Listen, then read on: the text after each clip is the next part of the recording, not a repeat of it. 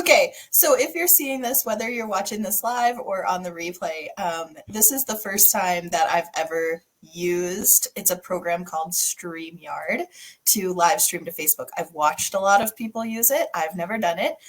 So we're trying it for the first time. And as a reminder, this is going to be available on the replay in the Facebook group, and it is also going to be used as a podcast episode. So you'll be able to catch it in any variety of ways. And hopefully this works and everything's going great, and we'll be able to do this periodically in the Facebook group. So definitely let us know in the comments what topics you would like us to go live about. One thing to note is that we cannot see any comments. Well, we can see the comments, but we can't see who they are from unless you give StreamYard permission. So there should be a description in the video on Facebook that just gives you a link. It takes 2 seconds. You literally just click the link twice, like click the link and then click another link on that link that says you give StreamYard permission to access your Facebook name. And that way we can see who you are. Otherwise, we don't know who you are. But anyway, we have a ton of information today. We're going to try to, it might be overwhelming, but you can access the recording. You can listen to the podcast episode. Definitely hope that this is beneficial enough to you that you feel compelled to take notes. I really think there's like a ton of information in here. So without further ado, let's just dig in. Today, we are talking about creative cookie selling. Now, I just want to go ahead and head you off at the pass here. I know everyone is frustrated about inventory issues right now.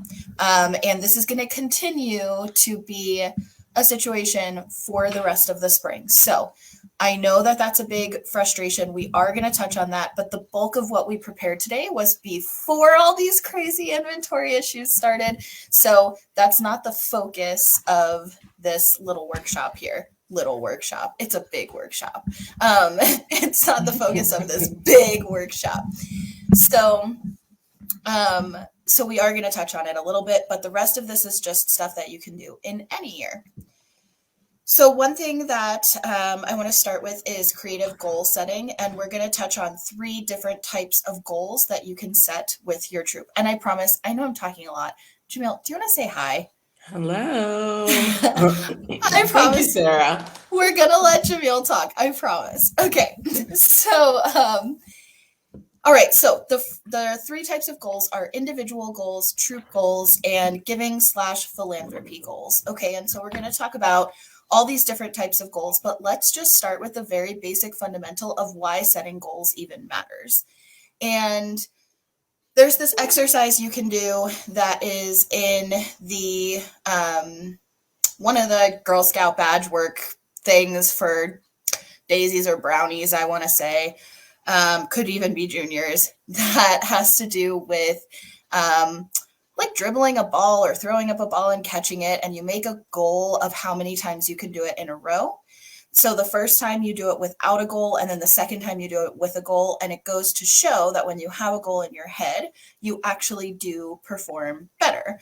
So in general, when we're working towards a goal, whether we achieve that goal or not, we're going to get better results than if we didn't set a goal at all. And the other piece of this is that a goal will also help us plan our year. So let's talk about it. So individual goals, girls can set individual goals for themselves, but there's a couple things to keep in mind. One way to do it, of course, and this is what I think kind of Girl Scouts envisions you doing with girls, is using the prize card from your council with your designated prize levels, and they decide what prize they want to work toward the most, and then that becomes their individual goal. Hi, Facebook user. Thank you for commenting. I'm so excited that you're here, and that means that we're live on Facebook. Unfortunately, I can't see who you are. Just make sure you give StreamYard permission. There should be a little link in the description of the video, and then we can see you. Okay, so So the prize card, though, doesn't take into consideration a lot of other details when it comes to setting individual goals. So one thing to consider if your girls have sold cookies before is to consider what they've sold in the past and then kind of decide, do they want to work toward a personal best? Do they want to meet last year? Um, Another thing, and we're going to talk more about troop goals, but consider what the overall troop goal is, and then how would that break down to each individual? Because if you set an insane troop goal of like 10,000 packages, but individual girls are setting goals of 150 or 200, unless you have a ton of girls, you're never going to hit 10,000 packages that way. And so thinking about how those two goals work together is really really helpful. And that's an important conversation to have with the girls and to work with the girls to understand being part of a whole and being part of a team and how your individual contributions and your team contributions kind of work together.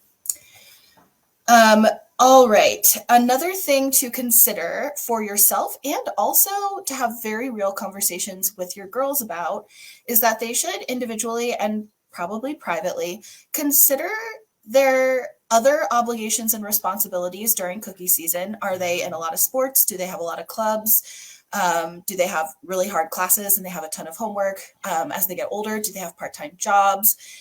And what about their family's obligations? Do they have a smaller sibling or an older sibling who plays a really demanding sport and it's a team effort for the family? Do they have multiple adults at home who are able to be available to support them during cookie season? Do the adults in their lives work sometimes multiple jobs? Are they involved in a lot of things in their community? There's a lot of reasons why girls might not be able to set a really high or hit a really high individual goal. And we want to help them consider what's realistic. And I think this is important too, because a lot of people talk about on both sides, being frustrated when girls didn't contribute, and also not wanting to make girls feel bad if they didn't do as well as selling as many cookies as other girls. And so both sides of this coin, we have to consider the same options, which is that not every girl's circumstances are created equally. And some girls and their families just do not have the bandwidth to go as hard during cookie season as others. So helping the girls understand and process that is also a really important life skill, and they need to also carry that into their future college and work and whatever they decide to do with their lives, their families when they're running their own households. And as far as making them feel bad if they didn't do as well, that would help them not breed resentment if they understand realistically what is possible for them. So definitely have them explore their own responsibilities and commitments and their family's responsibilities and commitments.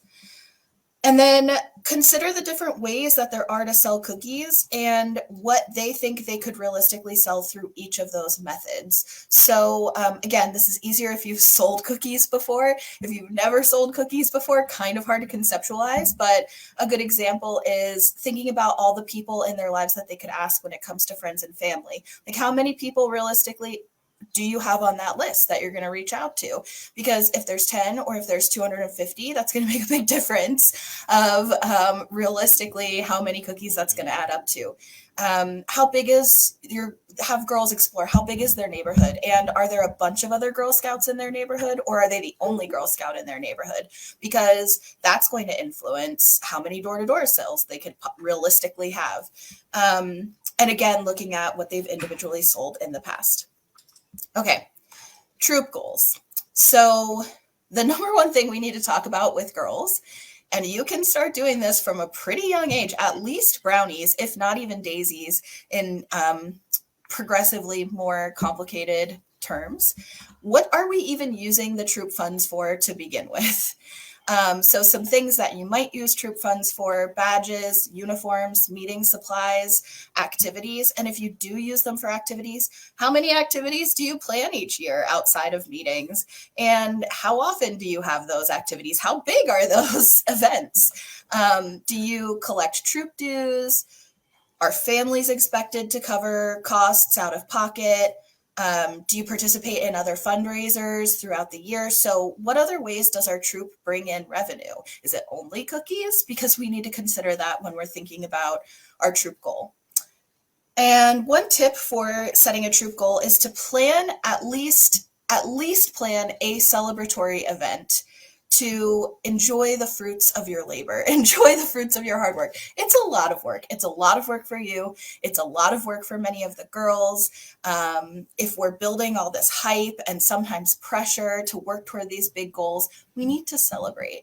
And celebrating can look huge or it can look small because we do not make a lot of money per package and we do have a lot of things that we could potentially use troop funds for. But it could be as simple as a sleepover, and then you scale that sleepover up depending on how many cookies you sell. So you can have a sleepover no matter how many cookies you sell, right? But as long as you get proper council approvals. But you could potentially scale it up to going to a resort and spa and having this really luxurious sleepover, right? Depending on how many you sell. So think about if we sell 1,000, we could do this. If we sell 2,000, we could do this, and so on and so forth. And so you could also come up with like different ideas. If we sell 1,000, we're going to go here. But if we sell 2,000, we're going to go somewhere bigger, somewhere further, somewhere more expensive. Consider again what the troop sold in previous years. If you've sold before, consider how many girls you have selling, and you think about what you know about their individual situations and circumstances and how much realistically each girl is going to be able to contribute.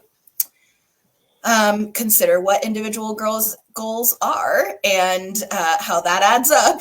And then I want you to think about how you're going to creatively track your troop progress through the sale. How are you going to keep girls posted on how many cookies the troop as a whole has even sold? Because they don't know until you tell them. So you have to have some way. You could have a big poster that you're progressively coloring in or something throughout the sale. You could report out at your meetings throughout the sale, whatever.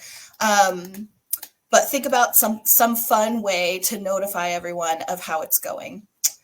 And also celebrate troop milestones. So when you hit a big milestone, have a celebration. And there's lots of things here that you can use as like a troop incentive or a troop celebration. So some things that I've done or seen other people do are like girls getting to pie a leader in the face, using silly string, maybe some situation with spray paint. Of course, obviously, you're not going to spray paint each other. You could do like one of those ice water bucket challenges, something with slime, think like Nickelodeon style, like sliming someone.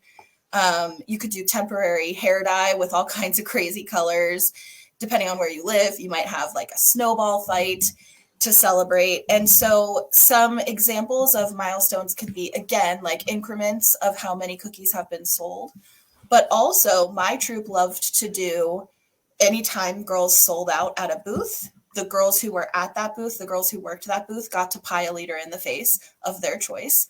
And anytime a girl sold an entire case of cookies to one customer in one transaction, and it could be mix and match, so 12 boxes to one customer in one transaction, they also earned a pie.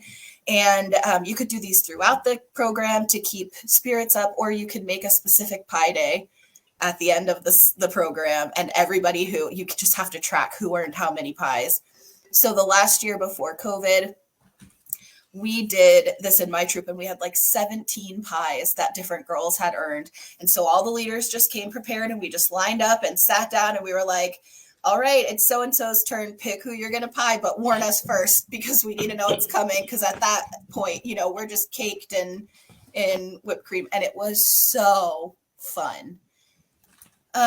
Okay, last type of goal, and then I promise Jamiel's going to talk. So the last type of goal, when you do the pie, do you just use a pie pan with whipped cream? Oh yes, just a pie pan with whipped cream for sure, not actually pie. First of all, using actual pie would be really expensive. But yeah, we just did whipped cream, and it is very oily, so wear a shirt that you're okay if it gets ruined. And also, it's going to smell bad. It goes up your nose. Just lean into it. It's just one time. It's okay. Yeah, of course. Okay, so then giving goals. So let's talk about giving goals. I think there's lots of ways you can do a giving goal or a philanthropic goal of some kind, no matter how many cookies you sell, whether you have a super seller troop or not. So one thing to talk about is with your girls is what issues are important to them. What do they care about? Which we should be talking about in Girl Scouts anyway, right? It's also important to note we cannot directly raise money for another organization. So when you're at a booth, you can't say your donation will go directly to X organization because that's what we're supporting. No, their donation goes to cookies. Your cookie proceeds then can go to support a donation. But a lot of councils even have rules that you can't make a financial donation. So you want to identify ways that you can support those causes other than just giving money. That could be donating physical items, or it could be donating time. And so one way to think about it would be with time would be, for every 100 boxes or every 200 boxes sold, you donate an hour of your troops' time. And that could add up really, really fast for a good giving goal. And some ideas of things that require time. You could pick up trash or clean something somewhere. You could volunteer with seniors. You could volunteer with girls younger than your girls. You could volunteer with animals. You could volunteer at a library. You could volunteer at a food bank or a food pantry. You could volunteer making like blessing bags or writing cards or letters to any number of populations that could use goodwill, whether that's military service people, whether that's people in the hospital, whatever it is. There's lots of things that you could devote time to if you don't necessarily have extra funds. And then also physical donations. So some suggestions would be toys. There's lots of organizations that could use toy donations. Pet supplies, blankets, jackets, clothes, baby supplies, hygiene items, comfort items, school supplies, new troop supplies for like new troops that start up in your area, cans or food for pantries or food banks. But the big key thing here is that you need to check with the charity or organization to make sure that they can accept your physical donations and to find out what it is they actually need the most. Just go ahead and ask them. Just as a quick example, my troop did this for a animal rescue in our area, a dog and horse rescue, which was like perfect. And we actually got to go visit to take our donations as well. But when we contacted them to find out what they needed wasn't what we expected at all. It was like cleaning supplies and blankets and not so much like toys and food, because that's what everybody thinks to donate. So what they actually needed were things that we might not have thought about. So that was an interesting thing to find out. And then one more kind of giving or philanthropic goal, as we touched on in the other workshop, is the gift of caring / cookies for the community / cookies for a cause, or whatever you call it. So you can do a troop version of that or a council version of that. Of course, the problem with both of these things is that it requires inventory. So I do just want to touch on this real quick, that for councils who are really not able to get more inventory, that is going to cause a problem for the council gift of caring, cookies for the community, whatever, cookies for a cause, you get my point, the cookie donations. And so if you have troop inventory to spare, then those donations can go there as well. Now, what do you do if you've collected donations and there is no inventory? You have to contact your council. That's between you and your council. Your council will work something out. I have no idea. But in a typical year, you'll at least have the flavors you couldn't sell out of. You have too many trefoils, you have too many do-si-dos, whatever. You at least are sitting on some of those you could donate at the end of the season. And again, you just want to make sure wherever you're donating cookies to, that they can actually accept your cookie donation before you go too far down that path. And you can easily do a mix of those ideas. So you can do all of those types of giving and philanthropy goals and bundle them up into one complicated goal-oriented season. Woo! Okay, that's it for or goal setting. If you have questions or suggestions, put them in the comments. And now let's cover the next topic. All right. So thank you, Sarah. We are going to talk about creative customer management. So the first thing you want to do with your girls is identify who to ask. And there are a variety of people in your community that you can reach out to. Starting with family, of course, you can ask friends. You can ask friends of the family. Your girls can ask their parents' friends. And then, of course, any community member. So maybe there's a doctor or a dentist you know really well, people from a church or a temple, a babysitter who has known you forever.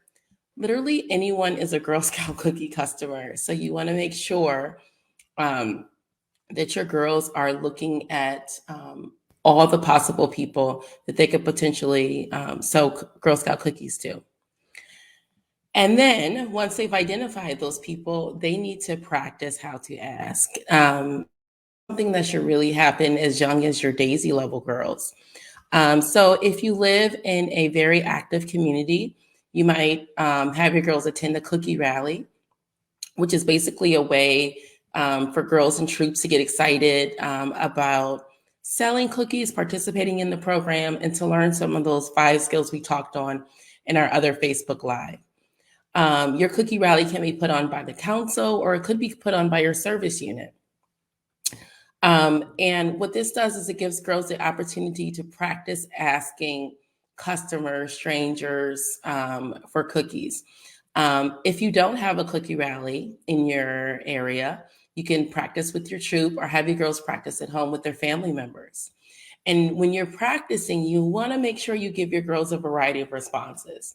So if a girl is asking, would you like to buy some Girl Scout cookies? You don't want them to practice with a bunch of yeses, right? Because in the real world, they're going to get some no responses. So some of the typical responses we hear are no, thank you, I'm on a diet, or no, thank you, I'm diabetic, or I can't have gluten, or I really don't like chocolate. And you want your girls to practice these responses so that they're prepared with the proper response. And at the end of the day, you want to encourage them to always end their exchange with their customer on a positive note. I typically have my girls say, thank you for supporting Girl Scouts, or thank you for your time. Have a nice day. Because we want to remember that as we're standing there at these cookie booths in our uniform, that we not only represent ourselves or our troop, but we also represent the face of the Girl Scout movement. So we want anyone we come in contact with to have a positive Girl Scout experience. There are tons of creative ways to follow up. So if someone's bought cookies from you that season, you can always circle back around with them to see if they're interested in buying more. You can have girls call them. Maybe they send an email. When I send out emails from my girls, I typically send them from our troop email. That way I can monitor them. Part of your messaging should include a note of gratitude. Thank you so much for supporting, us this cookie season. But also remind your customer that they need to purchase cookies by a certain date, right? Cookies are seasonal. And it's great because, when they come around, they're in high demand. So you want to remind people that they're only going to be here for X amount of days and they need to purchase, especially now with the shortages going on, you got to get them while they're hot. But it's a great way, it's a great idea to circle back around with your customers to try to push a little bit more inventory out. Another really cool idea is to include a mini business card with your girl delivered cookies. So if you're packaging cookies up, or if girls are handing out cookies, Little Brownie Bakers has templates. You can also, Google and check around for different templates. Or you can have your girl design her own. She can handwrite, create little business cards. If you have an older girl who's really tech savvy, she can go on a website and create little business cards. And these are great ways for customers to get in contact with you if they're interested in buying more cookies. These business cards should include your girl's first name, a contact number, or email address. If you're going to include a number, I would include a parent number, an email address. I typically use a troop email. You could always go with a parent's email address and a link to their digital site. And a cool tip or trick that I've done in the past is if the digital site link is super long, you can go to Bitly or Tiny URL and create your own really cool, catchy, Sarah's Cookie Sales or Sarah's Cookies 2022, something really easy where your customers can log into your digital site or your girl's digital site and buy their cookies. And then there are also creative ways to say thank yous, right? You can always do handmade cards with bright colors and fun shapes. You can also do digital cards. And all of this can be incorporated into badge work. Girls can design things digitally and work towards one of our digital badges. They can print them out. But thank yous are really important because, again, people aren't necessarily just buying the cookies to buy the cookies. They're buying it because they want to support the girls in the movement, right? You can do video thank yous. Have a parent or a troop leader create a video with the girls, or have the girls create a video. And you could text it out from a parent's cell phone or from a troop leader's cell phone, or send it out via email. You can do a voice memo thank you. You can spell out thanks with your bodies. Have each girl pick a letter. You can spell out thanks or something fun with cookie boxes or cookie phrases or cookie cases. So there's many different ways to say thank you. And it's so important that we do it because that's what's going to keep your customers coming back year after year for that full experience. And even though this is going to sound like a lot of work, keeping track of customers and their favorites year over year will make a super huge difference. It's so important to follow up year after year. And it has so much of a more high impact to call, up Uncle Harry and say, those do-si-dos you loved last year are back. And since I know how much you loved them, I thought I would offer you a whole case to kick off a new season. That sounds a whole lot better than, would you like to buy some Girl Scout cookies, right? So figure out ways that girls can personalize their messages. And again, this can be done in person. It can be done voice memo. Some of the digital cookie platforms will let you personalize the email. So just think about those things, if girls are keeping track of what people are buying. And then when we get to, when we get to thinking outside the box and some other ways we can, sell, especially when we have low inventory and out of stock flavors. Sarah's going to give us a couple of tips on things that we can do here. Yeah, so I want to kind of capitalize on that following up thing with low inventory. So first of all, obviously the initial option is recommend alternatives. If somebody loves a flavor that you don't have in stock, obviously you want to try to sell them something that you do have in stock. But another suggestion that I think would be really high impact, including year over year, would be to recommend that if they're comfortable, they give you their name and contact information, unless it's somebody you already know, but even at a booth. But if they're willing to share their name and contact info and they give you permission to follow up with them, you can say, if we're able to get our hands on any more, I'd love to follow up with you so that we can sell them to you. And can I have your contact information? And if they say yes, then that's incredible, because you can go ahead and, first of all, if you do get them back in hand, you can follow up with them and hopefully make the sale. And they would love to hear from you and say, hey, we met you at this cookie booth at Walmart, and we didn't have any of your favorite in stock, but we were able to get some more. I promised I would follow up with you if I did.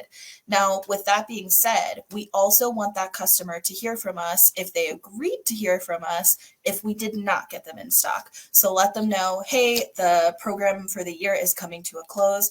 I promised you I was going to follow up with you if we were able to get more of your favorite in stock. Unfortunately, inventory has been in super high demand this year. Everyone is cookie crazy, and we unfortunately were not able to get any more in hand. And what this sets you up for is next year when you start all over with the new season and you have all of the flavors in stock on day one, you can follow up with that same person and say, this might sound nuts. We met last year at a cookie booth at Walmart in February, and you were really, really looking for some Thin Mints. You were really jonesing for those Thin Mints. If you still have that craving, I've got Thin Mints now, and I would love to hook you up, right? Whatever your girl, however they speak, because clearly I age myself when I try to talk like I'm cool.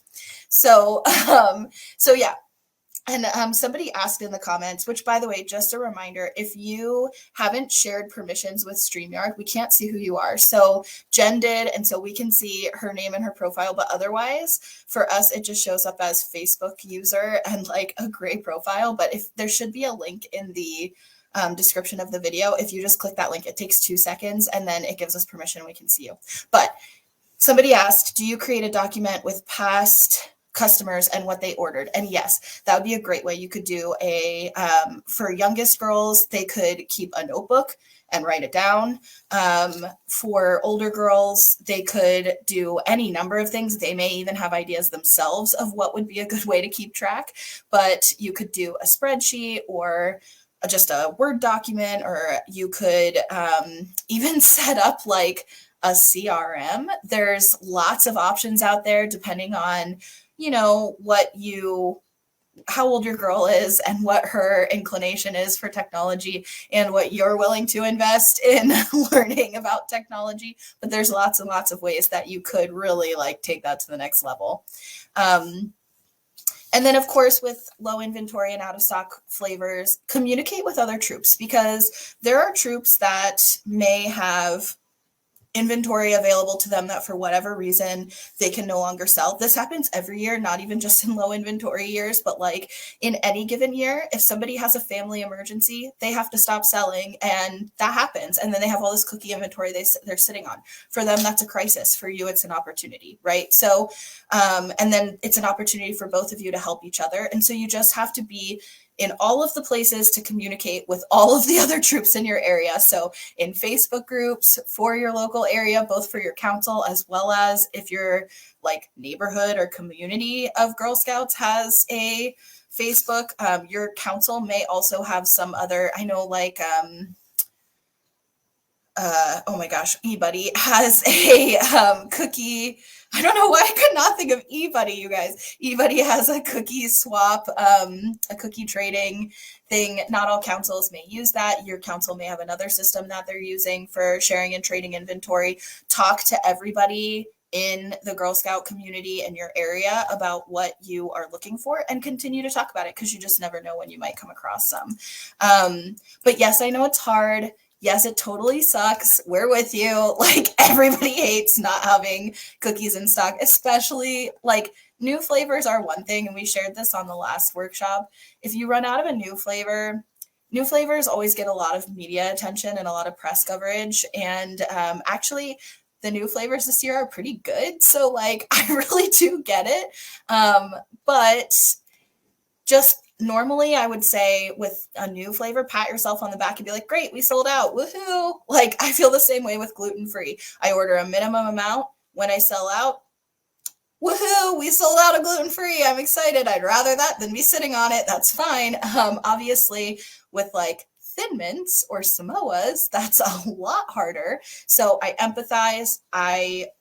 We've all been there. We understand. If you've been in the game for a while, there's always, it creeps up now and again where there's an inventory issue, and it's hard. So one last tip that I have about low inventory, and then we'll move on to other cool outside the box suggestions for just general cookie program, is when you initially pick up cookies at the beginning of the season. Now, this does not help you now, and I understand that, but when you first pick up cookies at the beginning of the season, you should shoot to pick up 80% of what you plan to sell for the duration of the sale. Okay. So whatever you're predicting or projecting your overall sales are going to be, you want to start with 80% of those from the beginning. This is helpful not just for you to manage inventory, but for your council to manage inventory, and then by association for the bakeries to handle inventory. We need to know upfront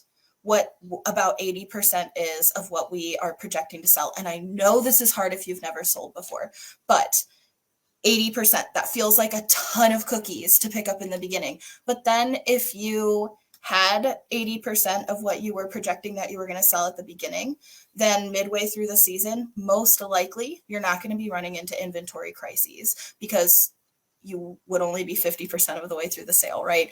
And so sometimes you sell way more than you expected. So maybe you did pick up 80% of what you thought you were going to sell, but you actually sold 200% of what you thought you were going to sell.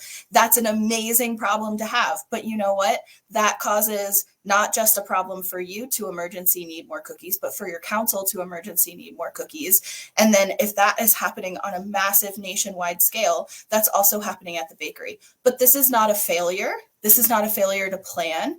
This is huge success. This is wild success beyond our best imagination that we have sold so many cookies and that council has such a high demand for cookies. And nationwide, there's such a high demand for cookies that we've actually sold out of stuff. So I know it doesn't feel like a victory. It feels like a crisis, but that's just a little reframe for you.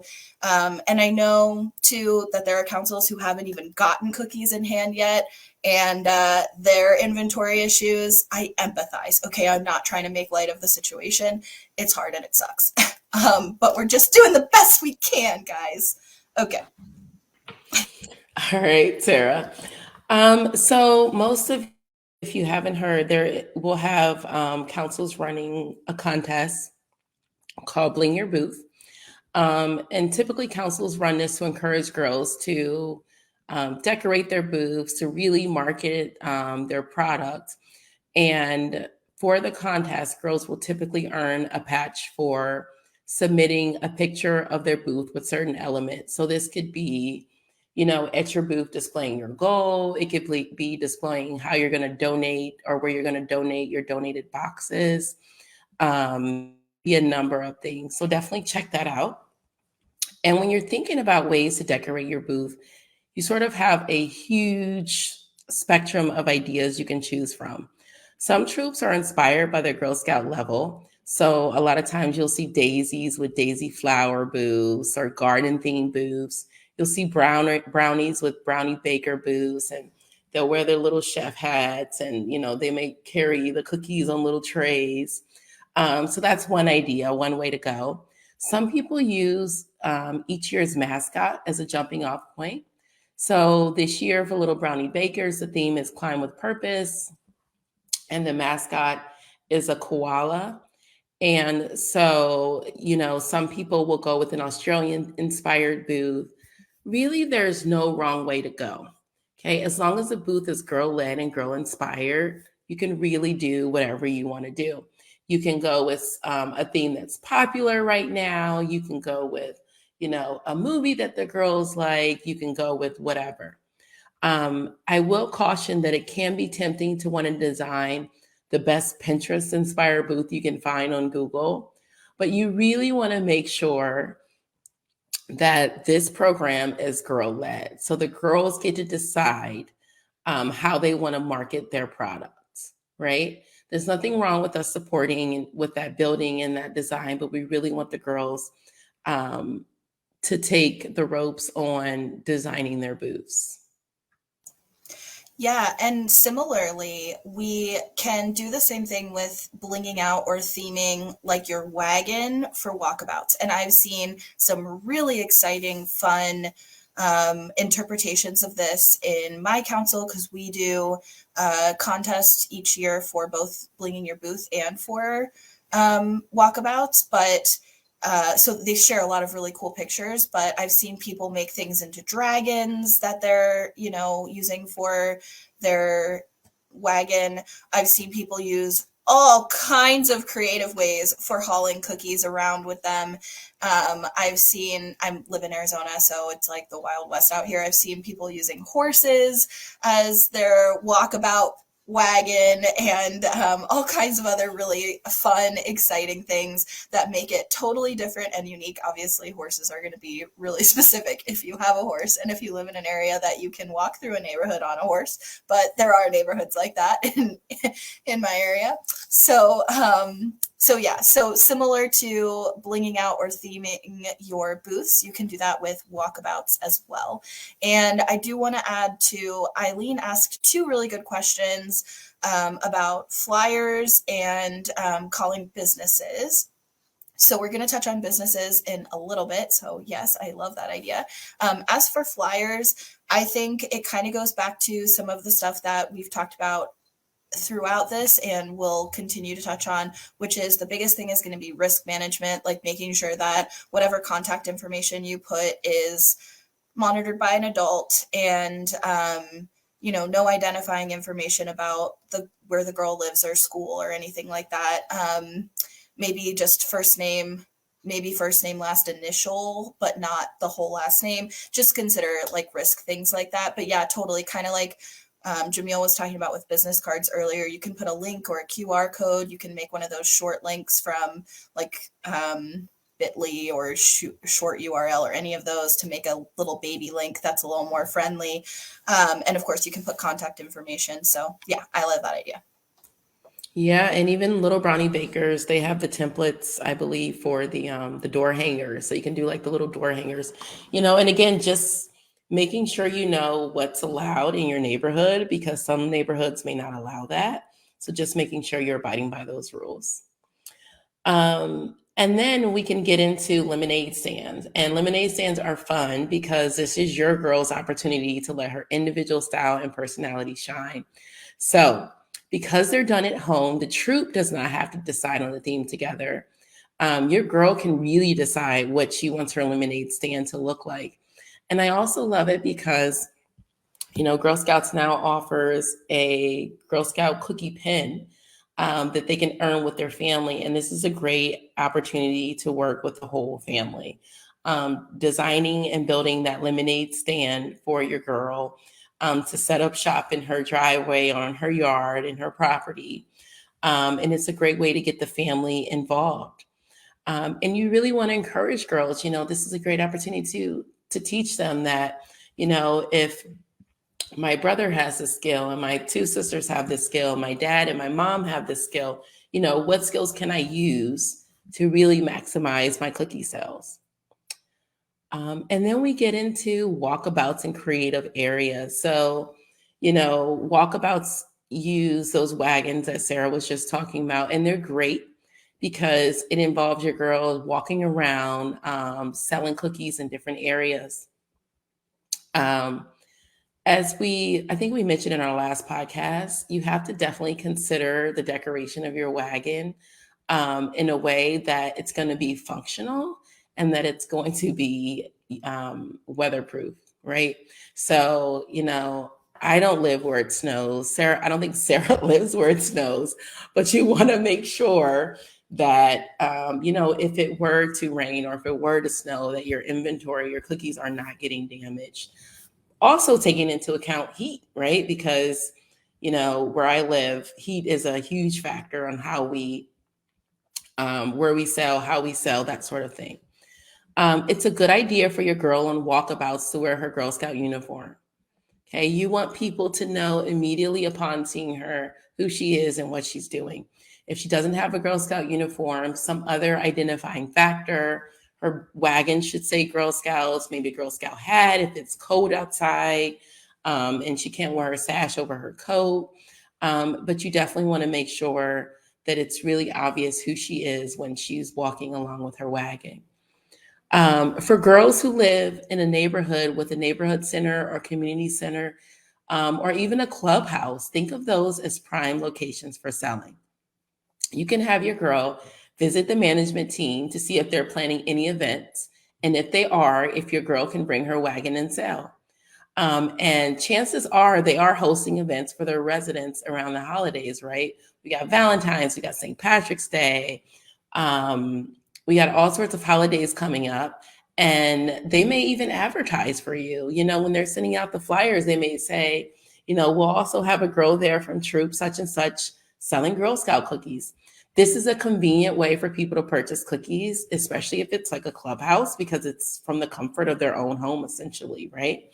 Um, Girls who live in apartment complexes, you know, it could be really exhausting walking up and down flights of stairs or long hallways, trying to go door to door. So having a place where all the residents are meeting could be ideal for selling cookies. Local little league games, youth sports tournaments, and even high school games that draw large crowds are also great places to have a walkabout. Again, you want to make sure you get the proper permission, and that you're taking all the necessary precautions, right? You know, you are dealing with money, you know, you don't want to be around, you know, cars, that sort of thing. But these are great places where you're going to have large crowds, maybe seated for a long period of time, um, who may be interested in buying Girl Scout cookies. Um, Another best practice when you're having a walkabout is to make sure you don't overload the girls' wagons with cookies. You want transactions to be quick, right?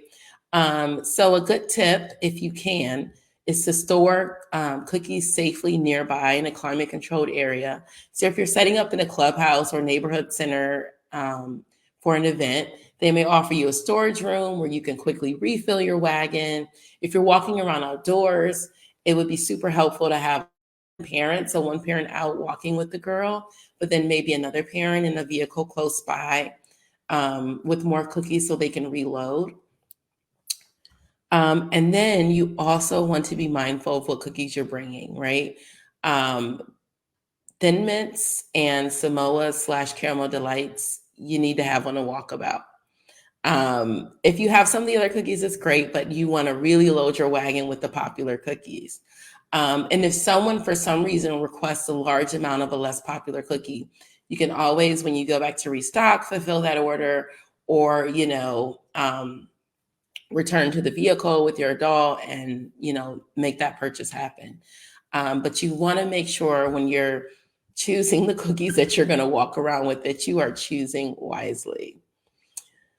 Then we get into car and yard decorations. Decorating a car can serve multiple purposes.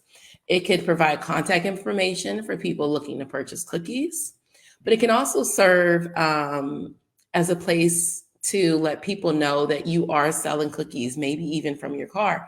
So you want to make sure you're approaching car decorations from a safe perspective, right? You don't post anything personal or identifying on a vehicle. Right? We don't want people, random strangers showing up at girls' homes, that sort of thing. You also want to consider that people may think because you are selling cookies that you have access to a large amount of cash. So you want to make sure that you are storing that safely, that you're not giving too much information away, and that you're just mindful of that when you're handling transactions. And then, of course, you want to make sure the decorations aren't having any negative effect on your ability to safely operate the car, because that would be horrible. And going along with yard decorations, right? You can do yard signs if they're permitted in your neighborhood. You can do window signs during your, if you're setting up shop at that particular time. So there's multiple options. With that said, again, make sure you involve your girl in the decorations and your family if you choose. And also consider decorations that are easily removable. So if you're going to decorate a car and you're going to be at a local softball game, and maybe you're going to sell there, you might want to decorate that vehicle and make it obvious that you're selling cookies. But when you leave that parking lot, maybe you might want to go somewhere else and have a bite to eat. You don't necessarily want to advertise that, again, you have cookies in your car and that you have cash in your car. So making decorations that you can easily pull off and maybe use again later is sort of a best practice. There are tons of ideas on how to decorate a vehicle. You can do something from as simple as posters to as complex as designing pieces with your Cricut or your Silhouette, to streamers and so forth. And then just make sure you consider the weather, right? So you want something that can easily be removed if it looks like rain or snow, um, that won't get damaged. Yeah, so much good information there. Okay, so I want to pivot into what I'm calling B2B sales, or girl to B sales, which is approaching businesses, or business people for large cookie sales, large transactions that support their business. And so, I want to preface this with there's no restriction or anything on how old a girl needs to be to do this. But I will say that for my troop, what's worked really well is that girls, maybe juniors, definitely cadets and up, are more focused on trying these methods than the youngest girls, because the youngest girls, their attention span is so much more limited on from their age group that just learning all the flavors, the prices, how to give change, how to ask, who to ask, how to be polite, like that's so much information for their tiny forming brains when they're the youngest groups, that adding 10 million ways to sell cookies and all the different deviations of that can be really overwhelming. But definitely use your discretion with your own girl or your troop about what they are not ready for. I mean, any girl can do this. I think that for me, it was a fun way to really work on that progression piece of every single year. How do we elevate cookie sales this year? So the first year you're selling cookies, you're just learning the basics. The next year you are like, how do we level up? The next year, how do we level up? And so on and so forth. So if you're newer or if you have young girls, don't be overwhelmed by all of these ideas. Like, just know you don't have to do all of them. Just take something away that sounds great. Okay, so the first question with approaching businesses is what kind of businesses might use cookies in their business, like the actual product, the physical product of a cookie box. Who could possibly use that? And so some things to consider and also suggest are staff rewards, incentives, or bonuses. So if there's somebody in leadership who wants to do some kind of bonus or some kind of employee of the month program or something like that, you can suggest how cookies might fit into that. Anybody who has a customer or client facing business. So, particularly think about people who work in the general field of real estate agents for sure, but also people who work in title, warranty, home inspection, anything to do with real estate. They definitely are all about building their customer or client relationships and really leveling up and making their client or customer experience unique. So they're all about those kinds of things. Similar like car salesmen.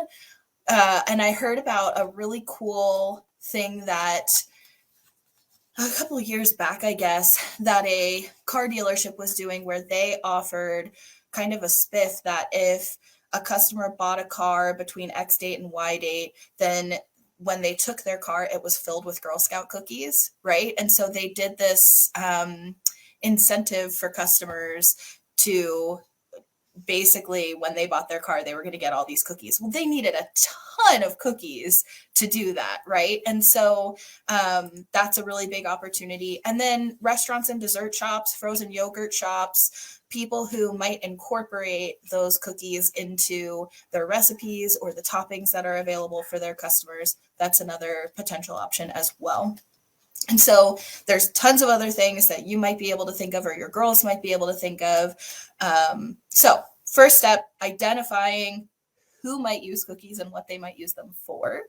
And another like kind of twist to this is that if you have the inventory for donations, it could potentially also be a write-off for people, that they might be willing to make a donation as an investment in their community. That's something else that I could see someone maybe working in real estate or something else that's like fostering community oriented.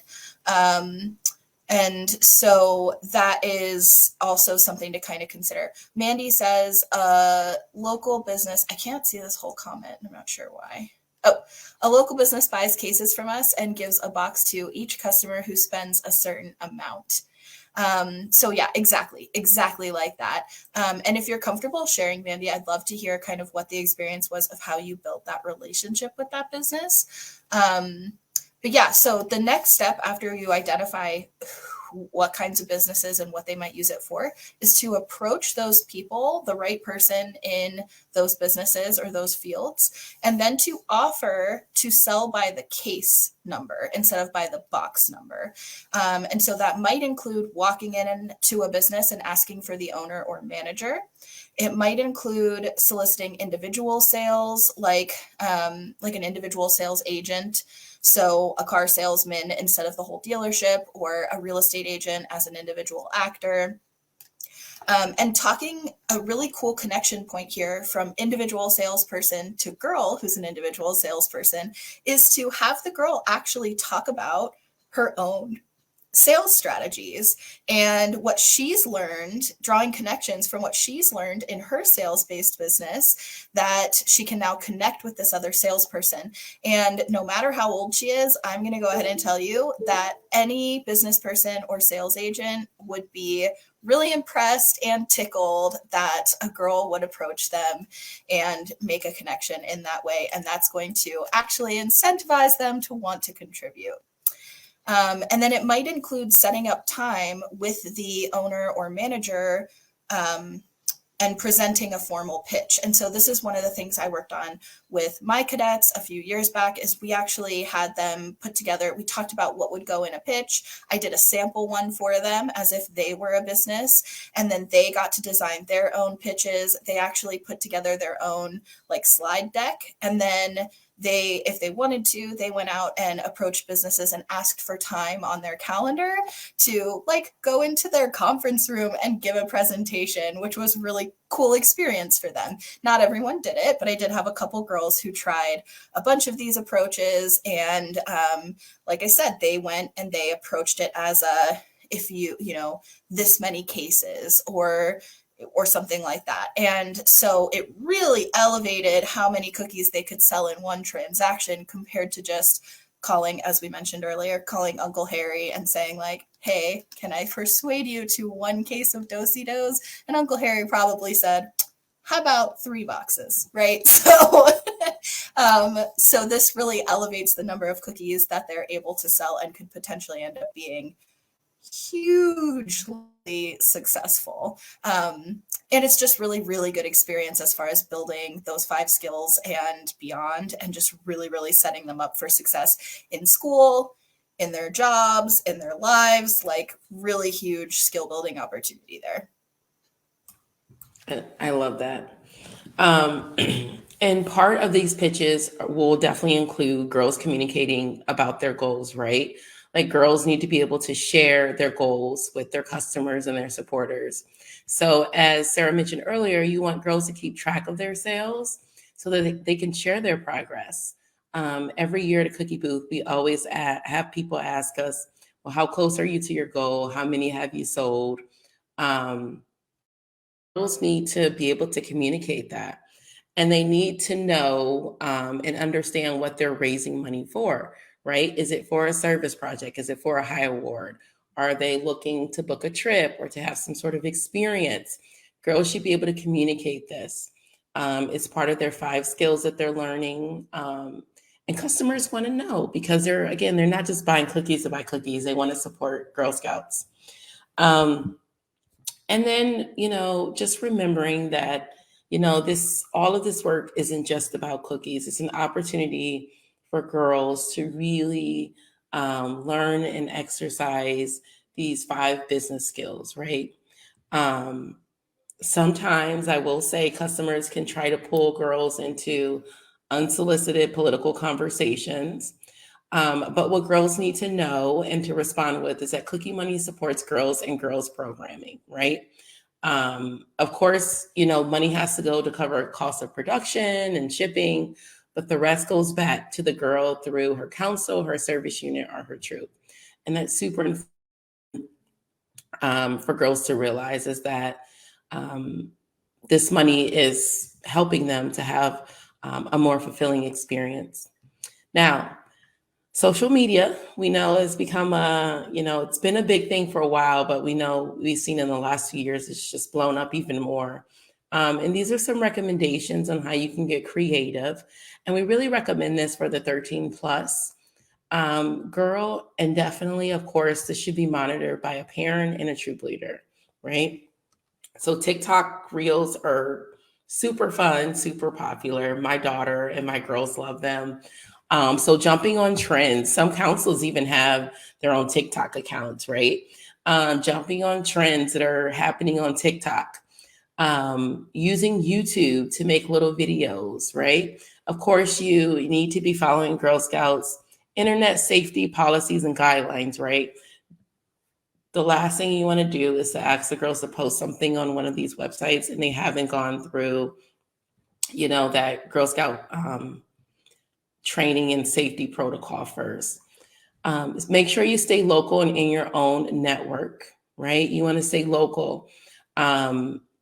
Showing your face is always going to be more high impact than text only, but never post things in a public space online or allow your girls to, or share details about where they go to school, where they live. And this is why it really requires an adult to monitor, right? You don't want to be wearing your high school's t-shirt or your gym shirt or your school shirt with your logo on it, or identifying things in your background. So if you are going to allow your girls to use the internet, which is a great opportunity, you really have to make sure that they are following proper protocols. You want to have girls practice sharing their cookie business story, sharing their Girl Scout story, their goals in their stories. You can even have a social media party, right? You can do a live video. You can gamify it. You can do, one year we thought about doing how PBS used to do like the call, like telethons. You could do something like that with your troop. And, if you got a troop of 10 girls, each girl could take 10 minutes and plan something, and you can have people online, pledging to buy cookies or saying they're going to buy cookies. And each girl could share about her Girl Scout story or her cookie story. So, there's just so many options, especially when you're getting into the virtual space. Yeah, some of you guys may personally be involved in social sales or what most of us call MLMs. But we've all definitely been invited to one of those Facebook groups for a party for an MLM product or a social selling product. And you guys, you could do this with cookies. And this could be done from mom's account, and the girl is they're supporting and helping run it. But it could be mom's friends and mom's network, or it could be if the girl is older. And the reason we say 13 plus really on social media is because most social media platforms require that. So if it's done from the girl's own account, she should probably be 13 plus. But no matter how old she is, mom can do this from her account and girl can support, or troop leader can do this from her account with parent permission from everyone, just in a private event Facebook group that is all people that the troop leader actually knows. And again, probably written permission specifically for this from each girl's family, parent or guardian. But you can go live. You can document the whole thing, the whole sale. You can document picking up the cookies. You can document little details like here's so-and-so writing out thank you notes. Here's so-and-so packaging up orders. Here we are off to deliver orders for people. And with the Gamify thing, those social selling groups to sell, Tupperware and I don't know, nail polish and fitness products, they all have this element of games, right? So you post a bingo card and everybody can participate in the bingo card. And if they get bingo, they get something or whatever. And so there's a lot of opportunities here to really engage with that network. And if you guys are interested, we could probably do an entire workshop just on social selling for the cookie program. Let us know if you would like to see that. Also, Mandy says this year, I'm sorry, I missed one. Somebody I don't know says, I love that Digital Cookie came out with a Troop Cookie site last year. It makes doing a virtual cookie booth so easy. I love that too. I loved it especially because I don't have a daughter in my troop. And so I had to get permission to share girls' individual links if I had friends and family who wanted to buy online. And this way I could send them a troop link, which was really, really helpful. Okay, Mandy says, this year my daughter, who's a brownie, is making videos about each cookie to post on Mandy's personal Facebook for friends and family, and it's been a hit. She calls it cookie news. Exactly. That is awesome. Okay, so another idea for selling, and I've seen a lot of people saying that they've been doing this at booths and for walkabouts in light of the inventory issues, is creating packages of 3 or 4 or 5 boxes at a time. You could even do like a mix and match case. The only thing with creating packages, first, I just want to reiterate, you cannot discount the pricing for buying a package. So you can't cut $1 off or be like, buy 3, get 1 free. You cannot do that. We're not allowed to change the prices of cookies when we're selling for Girl Scouts. Like, that is something you could do if it was your own product that you were selling in a business, but you cannot do it for cookies. But the idea is you tie them together with ribbon or you package them together in some kind of fun way, and you can give it some kind of name. Like, here's the chocolate lovers pack, and here's the peanut butter lovers pack, and here's the classics pack. Or here's a rainbow pack, or whatever you want to call it, or your girl wants to call it, whatever they come up with. They can package these boxes together and try to sell, first of all, some of these flavors that don't move as quickly or as rapidly as the kind of big flavors, but also you can use it as an opportunity to try to increase your boxes per transaction. So yeah, that's a cool little suggestion.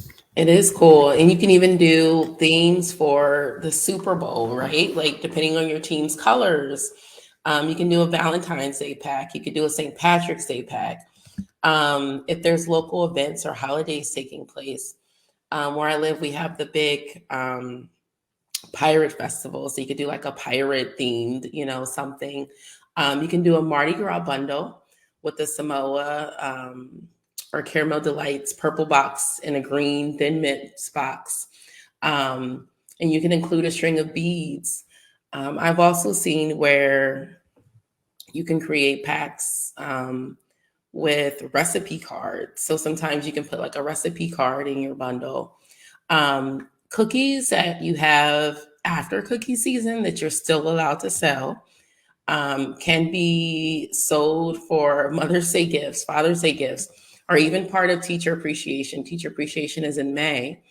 So that's a great way to try to offload some extra inventory at the end of the season. We haven't talked about drive-through booths yet. I just want to touch on that.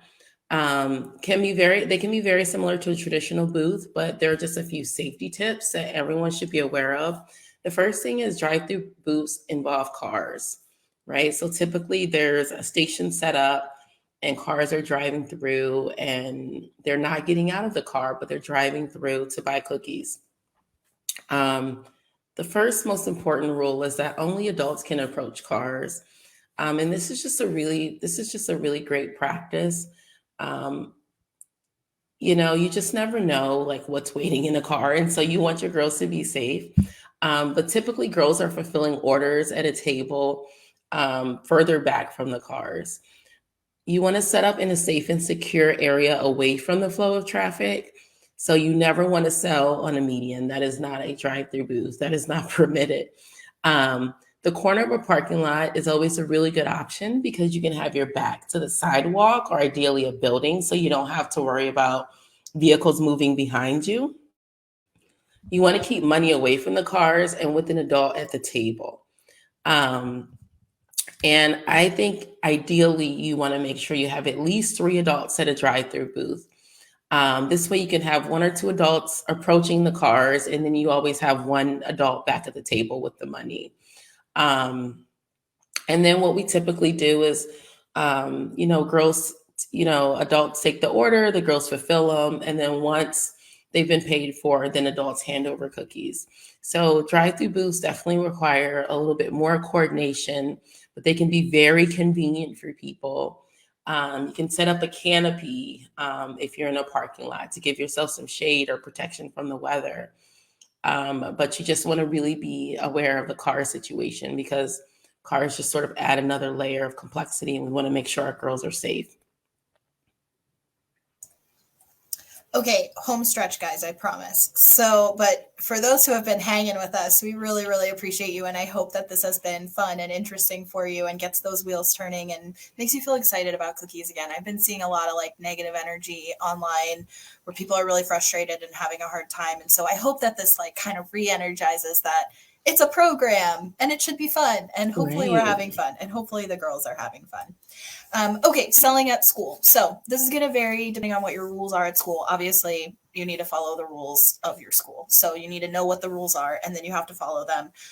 Your girls have to follow them. They're responsible for knowing and following the ethics, of course, of not breaking rules. But I've seen some suggestions where, when permitted, girls wear like a clear backpack or they carry a clear bag that have cookies in them so that people can see that they're carrying cookies around. If they're old enough to drive and they have permission to do this, it's allowed. They can sell in the school parking lot out of their trunk or whatever. They could take orders from teachers or friends and then fulfill those orders at school rather than carrying inventory around.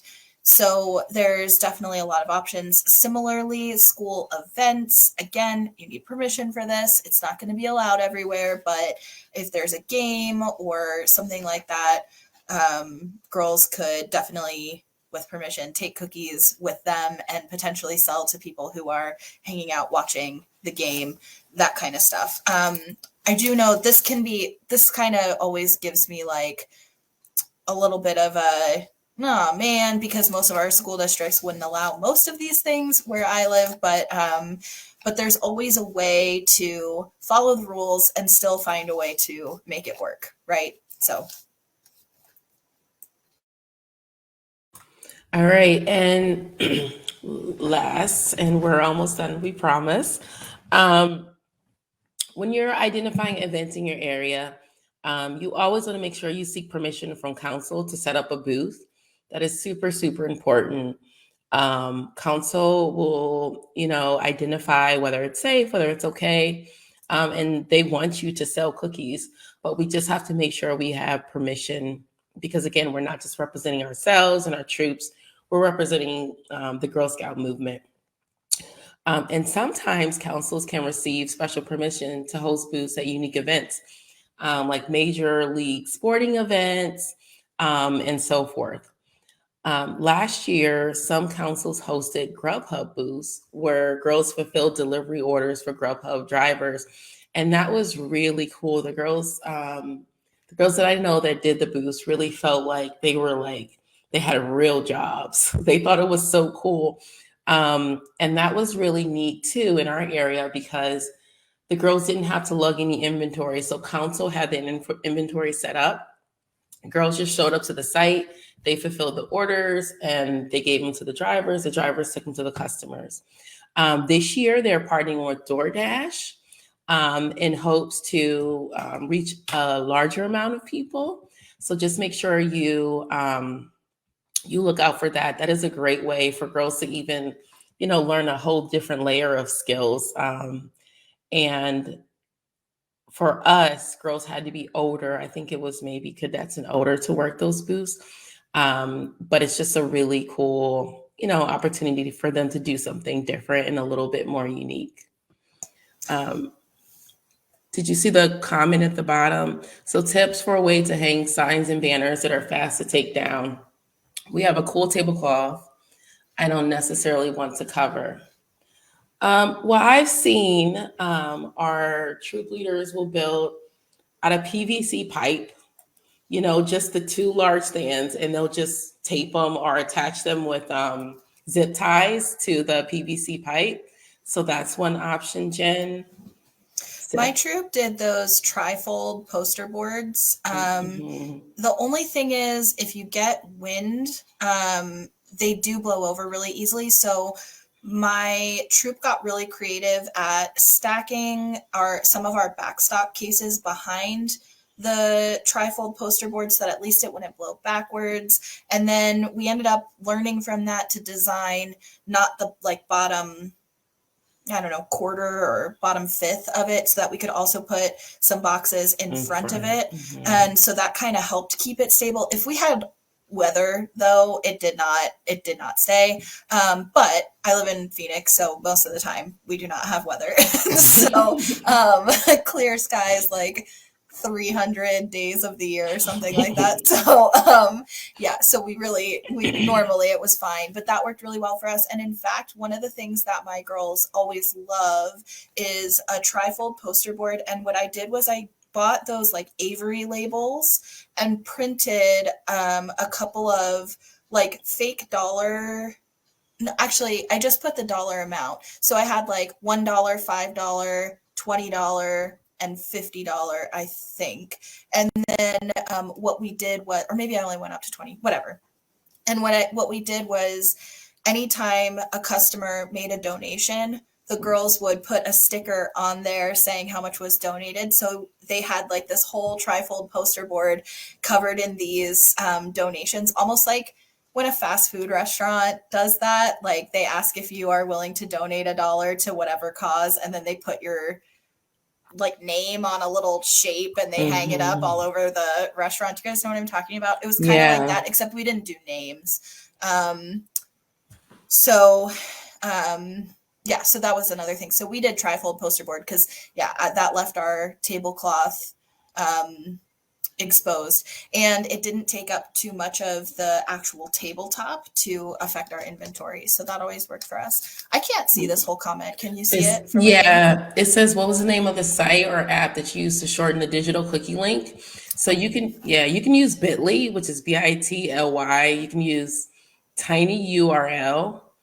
Google has one too. That's goo.gl and then / whatever. But if you just type URL shortener or shorten a URL or whatever, it'll give you suggestions, and pretty much any of them are fine. One thing to note too, I know I'm pretty sure with Little Brownie, I don't know if this is true, somebody confirm. I'm pretty sure the link does not change year over year. It's the same link for the same girl. It does change? No, you're right. It stays the same. Mm-hmm. Okay, so that's also a cool thing. If you pick a tiny URL that you like, that you can use year over year, that's a nice tip. Same with the, sorry, I keep on saying, same with the QR code. So if you have the QR code, that's something that the same girl can use year over year. Okay, so last one, guys, is tell everybody and get your girls in the habit of telling everybody when they're getting their hair cut and the person cutting their hair is making small talk about selling cookies. Everywhere they go, mention that they're selling cookies. If you're going through a drive-through and the person in the drive-through says, "How are you doing today?" have your girls speak up from the back seat and say, "I'm selling cookies and I love it," or "It's cookie season, so we have a busy day," or something like that, where they're just in the habit of talking about it all the time. You'd be shocked at how many sales come out of the woodwork this way. When I have cookies in my garage or in my car and they're physically visible, even if it's not on purpose, I've sold people cookies through drive-through windows. I've sold people cookies, my neighbors, when I was just pulling into my garage to come home, but I had cases in my garage and people saw them, they walked over. I mean, if you can help your girl learn to talk about it all the time wherever she goes, and whoever she talks to, find a way to bring it up in conversation. It doesn't have to be an ask every time. It can just be bringing it up conversationally to let people know that that's who she is. She's a Girl Scout and she's selling cookies. So that is my last tip that I have on this document, at least. Let me know what you guys thought was the most exciting or interesting. What are you going to do with your troop? What are some of your favorite success stories, your favorite ways to sell cookies? What do you wish we covered, but we didn't? What do you want to see a more in-depth workshop on any of these specific topics? Because when we talked about this, we kind of realized everybody wanted creative cookie selling, but really you can talk about every single topic about cookies in a creative way. And so we jam-packed like a ton of information into this that could have been probably 9 separate workshops. So if you want specifically like a social media workshop or something like that, or a booth workshop or whatever, let us know what you are interested in, because our whole goal is for this to be helpful. We shouldn't all have to recreate the wheel. So yeah. Anything else? No, I think that's it. Okay, so thank you guys so much for joining us. I've been watching, like, there's been a few of you that have really hung with us for like an hour and 20 minutes. So I really appreciate you. And I hope that you got something out of this. Thanks for chilling out with us. And also, just a reminder, I am expecting the February troop leader teas in any day. I know Jen was here. I don't know if she's still here. I know Jen's a subscriber. And so last month we had a cookie shirt. I do have just a few of them left. If you still want to get your hands on a best cookie season ever shirt that I wore in the last workshop, I know that for some people, this has very much not been the best cookie season ever, but hey, there's always next year. But this month is a World Thinking Day themed tea, because World Thinking Day is coming up. And so it's about our global sisterhood, and I'm really excited to share it with you. You can get a sneak peek at troopleadertees.com. And I hope you love it. When you support us through things like that, first of all, we hope you love the teas. I think they're fun. But second of all, I also, when you support us through avenues like that, it helps us continue to provide a bunch of free content for you. So that's all I've got for today. We love you. Stay safe, stay healthy, and don't forget to have fun. I know cookies is a lot. Okay. We'll see you guys later. Bye.